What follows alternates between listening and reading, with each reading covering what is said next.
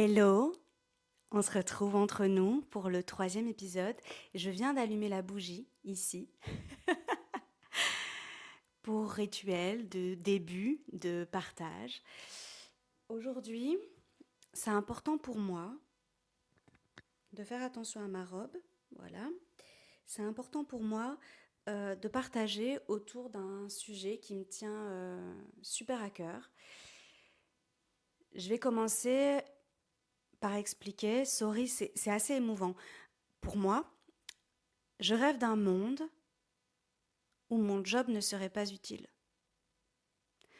Je rêve d'un monde où... Je vais expliquer mon job peut-être. Donc en fait, je suis coach mental et bien-être pour femmes et j'aide les femmes à se reconnecter à elles, à se libérer de ce qui pèse, de ce qui est trop lourd et à s'épanouir. Et je rencontre des femmes extraordinaires. Et très souvent, je suis là et je me dis, mais en fait, on devrait pas, ça devrait pas exister de pas être heureuse. Ça devrait pas être un, un effort. Le bonheur, ça devrait pas être. Alors une quête, c'est pas du tout une quête, hein. Si tu penses que le bonheur c'est une quête, non. Le bonheur, il se crée au quotidien. Sorry, on est encore en période de canicule. J'ai voulu mettre une jolie robe pour mon épisode, mais en fait je meurs de chaud.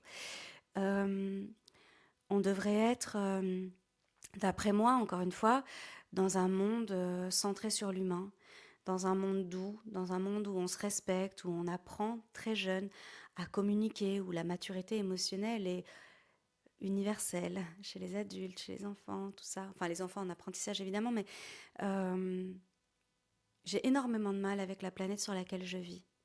Énormément de mal. Vraiment. Donc je choisis au quotidien à qui je donne accès à moi, comment j'alimente mon cœur, mon corps, mon cerveau, et je me protège beaucoup parce que je suis hypersensible, parce que je suis ultra empathique. Si tu as vu le premier épisode, c'est plutôt j'ai de l'hypersensibilité et j'ai une ultra empathie. Ce sont des facettes qui font partie de ma personnalité avec lesquelles je suis complètement en paix. Par contre, ça me donne une lecture du monde qui est assez intense et, euh, et je vois des trucs sur cette planète qui me heurtent, qui me blessent profondément et donc c'est important que je me protège. J'en reviens à mon idée de départ. Je rêve d'un monde où justement mon job ne serait pas utile. Un monde euh, où tout le monde se sentirait bien. Alors oui, ça fait très élection Miss France, tout ça, mais en fait, je pense que la version de je me sens bien peut être tout à fait différente pour vous, comme pour moi, comme pour la voisine, comme pour quelqu'un qui vivrait au Népal, quelqu'un qui serait au Costa Rica. Enfin bref, on a tous notre propre approche du bien-être, mais en tous les cas qu'on se libère de pas mal de choses. Et en fait, on n'y est pas du tout. Pas du tout. Et à chaque fois, je me rappelle que on vit dans une société qui n'est pas du tout centrée sur l'humain, euh, qui est centrée sur la performance, la productivité, la rentabilité, dans une société capitaliste, en tous les cas là où moi j'enregistre cet épisode. Et c'est une société qui est malade, qui nous rend malades. Donc en réalité, la majorité du temps, l'immense majorité du temps, la totalité du temps, si tu te sens pas bien, c'est pas de ta faute. Tu fais juste partie d'un environnement malade. Et donc, je trouve extrêmement réducteur et malhonnête de dire aux gens, bah en fait, c'est à toi. C'est dans tes mains, quoi. Le bonheur, il est dans tes mains. Bah, c'est pas tout à fait juste parce qu'on est le produit de notre environnement. Et on a pu démontrer en neuroimagerie à quel point l'environnement façonnait le développement cognitif, le développement de notre cerveau, etc., qu'on n'utilisait pas notre cerveau de la même manière en fonction de là où on avait grandi et de comment on avait grandi, dans quel environnement. Et je trouve ça hyper culpabilisant de dire bah si t'es pas heureuse, c'est de ta faute. Bah, non. Je pense qu'on peut se sentir mieux avec les bonnes actions, les bonnes méthodes, les bonnes stratégies. Ça, j'en suis intimement convaincue. C'est ce que je fais au quotidien avec les femmes que j'accompagne et ça fonctionne vraiment et ça fonctionne de manière durable.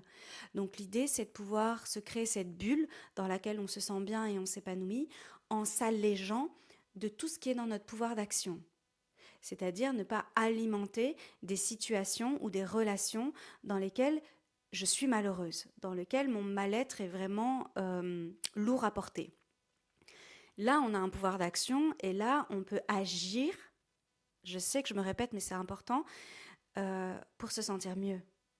Après, on fait partie d'un système qui est bien plus grand que nous et sur lequel on n'a pas de pouvoir d'action direct. Alors oui, vous allez me dire, la théorie du colibri, le vote démocratique, etc. Oui, mais on n'a pas d'action directe. Donc en fait, moi, demain, je ne peux pas éradiquer les pédophiles de la planète, par exemple. Donc, je pense qu'à un moment donné, il faut aussi, avec humilité, se dire qu'on fait de notre mieux dans une société qui est compliquée pour les humains, qui n'est pas du tout propice à l'épanouissement de l'être humain et qui n'est pas du tout pensée autour des besoins de l'être humain, ne serait-ce qu'à travers la charge de travail. C'est un gros problème. Ne serait-ce qu'à travers l'éducation des enfants et tout l'encadrement autour des enfants. Il y a un gros souci. On peut parler du burn-out parental quand vous voulez. Je n'ai pas d'enfant, je le précise. Je trouve qu'on est toujours dans la quête d'une performance, dans une comparaison qui est malsaine. Je trouve que les réseaux sociaux, en fonction de comment vous les utilisez, peuvent vraiment appuyer sur ça. Et en fait, vous culpabilisez non-stop. Alors déjà que, donc j'ai 39 ans, je fais partie de cette génération de sacrifiés où tout est sujet à culpabilisation. On prend l'avion, cata pour l'environnement. On achète une petite robe jolie, cata parce que c'est des enfants qui, en réalité, qui l'ont confectionné au Bangladesh. On mange un sneakers, voilà, t'as le cancer au-dessus de ta tête. Tu vas à un concert, en fait, le gars, il a déjà violé 15 meufs et tu l'apprends 2 ans plus tard. Enfin, tout, tout, tout est sujet à être abîmé, en fait, je trouve.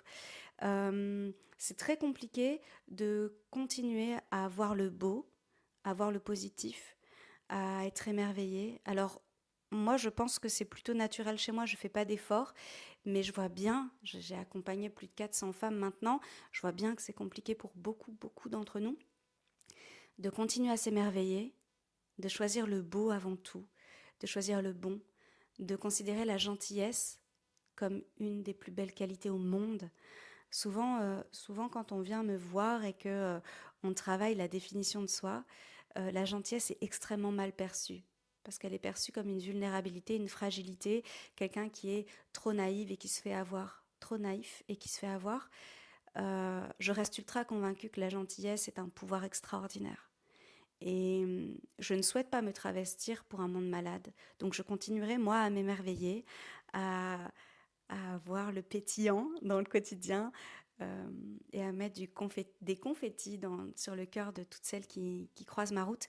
Parce que la vie, elle est chouette à partir du moment où on se fout la paix déjà. Et qu'on construit quelque chose qui nous convient. Et c'est à la portée de beaucoup d'entre nous. Et ça fonctionne. C'était mon message du jour. J'espère que ça vous a inspiré, j'espère que ça vous a plu. Je souhaite un monde plus doux pour chacune d'entre nous, pour chacun d'entre nous. J'ai absolument rien contre les hommes. C'est pas parce que je coach les femmes que j'ai quelque chose contre les hommes. C'est simplement que j'ai l'intime conviction au plus profond de moi qu'on a assez souffert et qu'être une femme aujourd'hui sur la planète, bah, c'est pas tout à fait la même chose que d'être un homme. Alors ensemble, construisons un monde plus doux, prenez soin de vous, puis prenez soin de vos proches. Et on en arrive à chiner à la fin de ce moment. De ce moment entre nous. Attendez, on va éviter les dégâts. Chine avec moi et à très très vite pour une nouvelle vidéo. Bisous boost.